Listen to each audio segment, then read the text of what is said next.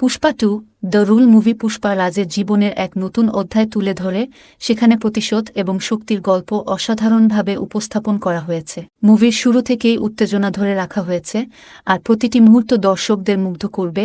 আল্লু অর্জুন পুষ্পার চরিত্রে অনবদ্য পারফরম্যান্স করেছে। তার শারীরিক ভাষা, সংলাপের শক্তি এবং ক্যারিশমা মুভিটিকে অন্য উচ্চতায় নিয়ে গেছে। রশ্মিকা মন্দানা এই গল্পে তার সহজ রোল কিন্তু দৃঢ় চরিত্র দিয়ে গল্পের ভারসাম্য বজায় রেখেছে।